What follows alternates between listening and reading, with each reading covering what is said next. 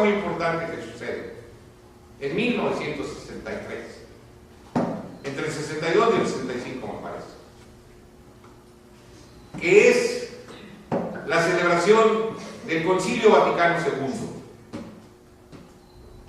Antes de la celebración del Concilio Vaticano II, hay que considerar el trabajo, el excelente trabajo que hace un historiador judío que se llamó Jules Isaac.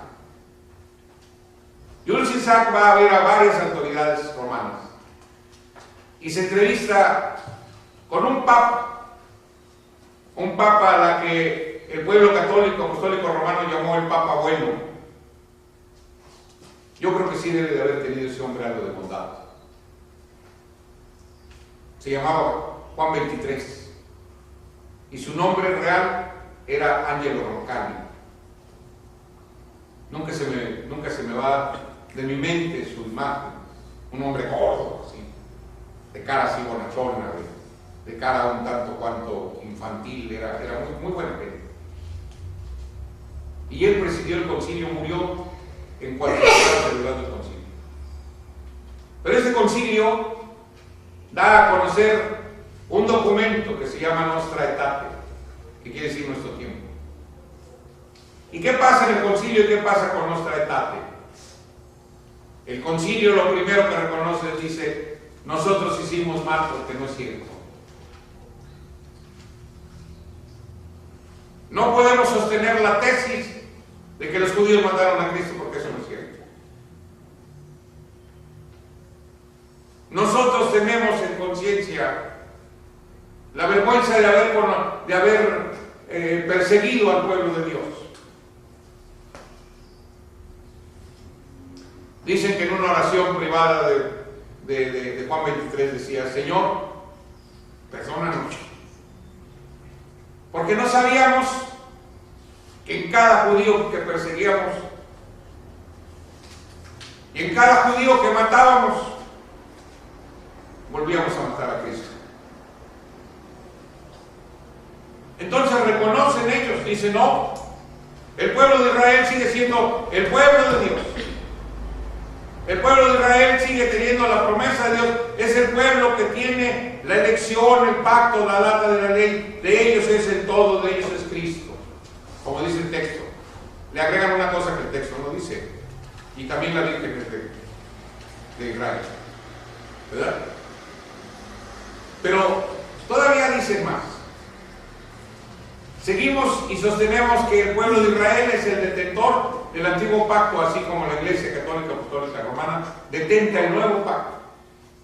Y que así iremos juntos hasta el final, y al final la Iglesia Católica Apostólica Romana y el pueblo judío serán un solo pueblo, la Iglesia de Dios. Es todo. En realidad no es cierto, ¿no? Porque la verdad es que sí va este camino, pero no con la Iglesia Católica ni con ninguna iglesia. ¿Dónde está la verdadera iglesia? Dice la Sagrada Escritura que cuando suene la final trompeta, los muertos en Cristo resucitarán primero. Esa es la verdadera iglesia. ¿Y quiénes van a resucitar para reinar con Cristo? Lo acabo de leer en el capítulo 8 de Romanos. Los que tengan el mismo espíritu que tenía Cristo. ¿O no es así, hermanos? Esa es la verdadera iglesia. Los que tengan el espíritu, los que tengan el celo por Dios, los que quieran santificarse haciendo lo que Dios ha mandado, no el hombre, no lo que el hombre ha torcido de la verdad bíblica, de la verdad que sale de la palabra y de la boca de Dios. Los que hacen las cosas que Dios ha mandado, ese es pueblo de Dios. Ese es el que tiene el espíritu y el celo por Dios. El pueblo de Israel tiene una parte es la que siempre menciona, una parte de la Biblia que siempre menciona. Ellos le llaman el Shema. Y el Shema dice: oye Israel, el Señor nuestro Dios, el Señor no es. Y amarás al Señor tu Dios de todo tu corazón, con toda tu alma, con toda tu mente y con todo tu poder. Amar a Dios quiere decir oírlo, escucharlo, hacer exactamente lo que Él ha mandado. ¿Para qué lo mandó? Dijéramos dijimos que antes que hablar al pueblo, les dijo para qué les iba a hablar los mandamientos y los derechos. Para que oyeran su voz, para que hicieran su voluntad, para que fueran un pueblo santo, entre todos los pueblos de la tierra. Y quiere que los que hemos creído en Cristo también seamos un pueblo igualmente santo, para alcanzar también, mucho hablan estas gentes de ese reino. Sí, pero para estar en ese reino hay que cumplir con estas cosas que dice la Sagrada Escritura y no llevar a la gente por un camino equivocado. Porque serían ellos entonces como aquel famoso de la flauta, se llamaba Jamelín, y con el encanto de su flauta llevaba a toda la raza al precipicio. No tenemos que ir al precipicio. No tenemos que ir, como dice la Sagrada Escritura, y todo aquel que no fue encontrado en el libro de la vida será lanzado en el lago de fuego con azufre. ¿Quiénes son los que no van a estar inscritos en el libro de la vida? Lo dijo el Señor, se lo dijo a Moisés. Porque Moisés le dijo, si no, raeme de tu libro que has escrito.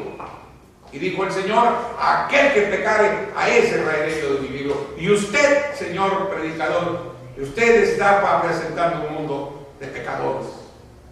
Y usted les está impidiendo. Porque a lo mejor dentro de esa gente que oye, hay gente inocente, sana, limpia.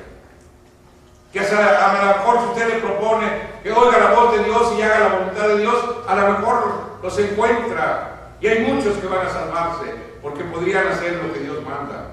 Pero como usted les enseña un camino equivocado, entonces ellos no pueden ser salvos. Usted está mal, está haciendo mal. Usted está llevando a la muerte a mucha gente. Y Dios no quiere la muerte. Dios quiere que se arrepientan del pecado y que no vivan más para el pecado. Al contrario, que hagan exactamente lo que Dios le pidió a su pueblo, que oigan su voz y que hagan su voluntad. Escrito está en el capítulo 28 de Deuteronomio. Y será que si oyeres diligentemente la voz de Dios para hacer todas estas cosas, que vendrán sobre ti y te alcanzarán todas estas bendiciones. Hay dos textos de la Sagrada Escritura, uno de Pablo y otro de Juan. El de Pablo dice en el capítulo 7, 19 de la primera de Corintios. La circuncisión, nada es. La incircuncisión, nada es, sino la observancia de los mandamientos de Dios. El capítulo 22, 14 de Apocalipsis dice, bienaventurados los que guardan sus mandamientos. Y las versiones modernas de los falsos predicadores dicen, bienaventurados los que lavan su ropa en la sangre del Cordero. Y es otra idea, tanto cuanto diferente. Entonces, necesitamos nosotros ver cómo, volvemos otra vez a considerar que es la base de la conferencia, cómo se desarrolló toda la historia de lo que actualmente es el cristianismo. El cristianismo que encierra a millones de seres humanos. Entre las iglesias católicas y las iglesias protestantes hay alrededor de unos 1.500 millones de seres humanos que están guiados por una doctrina mentirosa. ¿Quiénes son realmente los que están tratando de salir de esa doctrina, de encontrar este camino que nos señala? Dice la Escritura que un camino nuevo y vivo que es la sangre de Jesucristo. Para que entendiendo ese maravilloso sacrificio de Cristo, entendamos que una vez que hemos aceptado la sangre preciosa de Cristo y que nos ha limpiado con su sangre preciosa de todo pecado. Porque si seguimos pecando, es lo que dice Pedro en su segunda carta, en el capítulo 2. Es como la puerca lavada que se vuelve al cielo, otra vez a revolcarse en toda clase de inmundicia. Como el perro que se vuelve al vómito, dice ahí. ¿Cómo? Si ya fuimos limpiados, necesitamos mantener nuestras ropas limpias de pecado. No es fácil, hermanos, de ninguna manera. Alguien me decía a mí, oye Romero, ¿y tú no pecas? Y yo le decía, mira, no te puedo decir que no. Pero si alguna debilidad tengo, ¿verdad? Eso no me autoriza a cambiar la doctrina. El fundamento doctrinal ahí está y yo no lo puedo cambiar porque soy débil. Ni nadie lo puede cambiar por su propia debilidad. A lo mejor yo no puedo, pero hay muchos que van a poder. No le cierres el camino. Déjale la puerta abierta para que encuentren a aquel que los está esperando con sus brazos abiertos. Aquel que los ha llamado a santidad y no a inmundicia. Aquel que con su sangre, habiéndolo ofrecido, ¿verdad?, nos señaló el camino. Ese camino, así lo dice el capítulo 10 de Hebreos. Ese camino que le da. En el mismo 10 de Hebreos, el 26, verso 26 dice: el que pecare voluntariamente después de haber conocido la verdad, ya no queda sacrificio por el pecado, sino una esperanza de juicio y de por de fuego. ¿Cuál es la esperanza que tenemos? Si tenemos la esperanza de reunir con Cristo, yo siempre he dicho, usted olvide lo de atrás, Señor. Usted ahorita está oyendo esto. Trate de que de aquí en adelante haga lo que Dios manda. Y vea y piense en la misericordia de Dios. Pero con el conocimiento de las cosas que tiene, se va por el otro lado, porque cree que por ese camino fácil se va a hacer salvo. Estás equivocado, ¿no es cierto? Si alguien le dice que la salvación es muy fácil, le preguntaron a mi Señor y le dijeron: Señor, son muchos los que se salvan. Y les contestó el maestro y les dijo: porfiad de entrar por la puerta estrecha, porque amplias y grandes son las calzadas que llevan a perdición, y la puerta estrecha, pocos la hacen. Pocos, no son muchos los que se salvan. No crean ustedes que donde van las multitudes, esos son salvos. No, la noche del 11 de diciembre, ustedes vean todas las calles aledañas a la basílica, hermanos, son ríos y ríos y ríos de gente. ¿Cuál es su fe? Como muchas ocasiones, inclusive hasta los mismos grupos evangélicos les dicen: son borrachos, son ellos, sí, pueden ser borrachos, pueden ser todo lo que tú quieras, pero tú no estás mejor que ellos. Si no entiendes la verdad de la doctrina de Jesucristo, el bendito Salvador, estás mal. Esa verdad que está plasmada, que tiene el sello del Dios vivo, que como un eco que ha atravesado los milenios y los siglos, siguen oyéndose las palabras del Sinaí. Y habló Dios todas estas palabras. Y empieza a dar los 10 mandamientos y continúa dándole a Moisés los derechos que se encuentran en el capítulo 21, 22, 23 y 24 del Éxodo. Y finalmente en ese 24 se escribe el libro, se rocía con la sangre, se rocía al pueblo y el pueblo dice: obedeceremos y haremos lo que Dios ha dicho. Pero ya, pasado el tiempo, ya no obedecieron, ya no hicieron. Cuando nosotros hemos sido llamados para seguir las pisadas de Cristo y no las entendemos en la santidad y en la grandeza de su doctrina, estamos mal. Y entonces vamos recorriendo el camino histórico de cómo la doctrina va cambiando. Y hoy día, cuando analizamos la doctrina de la Iglesia Católica, la doctrina de la Iglesia Anglicana, la doctrina de la Iglesia Luterana, las doctrinas de todas las iglesias que emanan de estos movimientos, nos vamos dando cuenta cuando analizamos la doctrina de origen, que de la doctrina de origen no tiene nada. Se acabó. ¿Qué es lo que pasa con esto? Una cosa que es muy cruel y muy grave. La gente se está olvidando de Dios. La gente ya no sabe qué fue lo que Dios habló, qué fue lo que Dios dijo. Ahora tienen doctrina de hombre, no tienen doctrina de Dios. No entienden, no saben, no investigan. ¿Por qué esto? ¿Por qué los sacramentos? ¿Por qué la misa dominical? ¿Por qué? ¿De dónde viene? ¿Cómo está? ¿Qué fue? ¿Dónde la metieron? ¿Por qué la metieron? Mucha gente que no conoce la Biblia dice: oiga, pues aquí dice que el sábado es el día de guardar.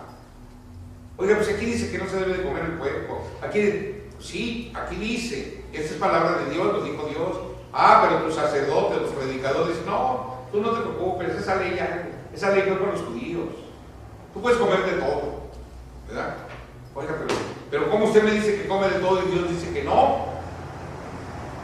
Porque aquí dice, mire, dice así capítulo 11 de Levítico, dice así el principio de esta palabra, dice, y habló el Señor, y habló Dios a Moisés y a Aarón diciéndoles, hablad a los hijos de Israel, diciendo, estos son los animales que comeréis, de todos los animales que están sobre la tierra.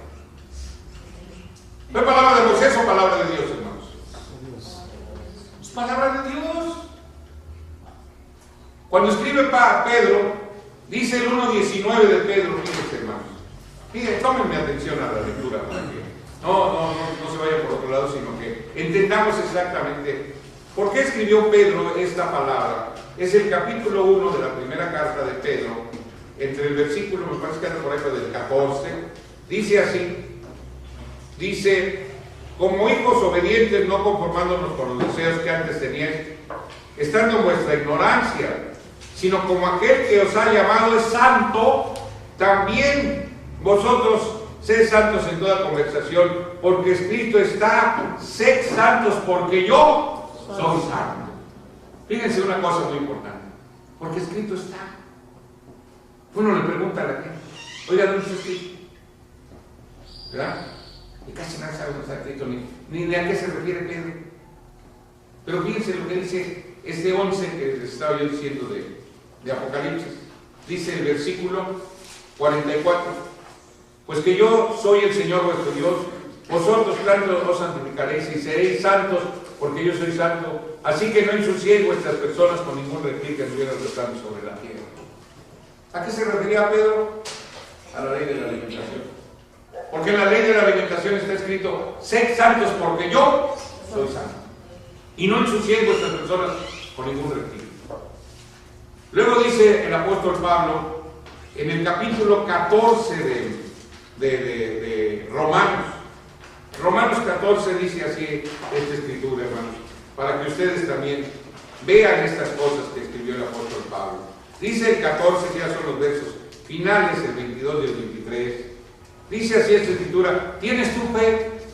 ¿Tienes tu fe? Es una pregunta que se hace Pablo. ¿Tienes tu fe? Tenla para contigo delante de Dios. Bienaventurado el que no se condena a sí mismo por lo que aprueba. Mas el que hace diferencia, si comieres condenado porque no comió por fe, y todo lo que no es de fe es pecado. El que hace diferencia, ¿quién es el que hace diferencia? Pues nos volvemos otra vez acá y dice así el versículo 46 y 47. Esta es la ley de los animales y de las aves y de todo ser viviente que se mueve en las aguas y de todo animal que anda arrastrado sobre la tierra, para hacer diferencia entre inmundo y limpio, entre los animales que se pueden comer y los animales que no se pueden comer. ¿Quieres ver? Tenla para contigo. Si haces diferencia, ¿cómo podemos hacer diferencia? ¿Verdad? Entre lo que se puede comer y lo que no se puede comer. Y como decíamos desde el principio, y no es mandamiento de hombre, es mandamiento de Dios. Y Dios dijo, esto se come y esto no se come. ¿Y cómo hacer diferencia? Creyendo. Aquí nos dice qué es lo que podemos comer y qué es lo que no podemos comer. Nomás una cosa sencilla, de las aguas, dice el Señor. Todo lo que anda en las aguas, lo que tiene aleta y escamas, se lo puedes comer. Si no hay aleta y escamas, no lo puedes comer. Y el pez no se come, y la almeja no se come, y el tiburón no se come. Para que un pescado sea comestible, debe de tener aleta y escamas.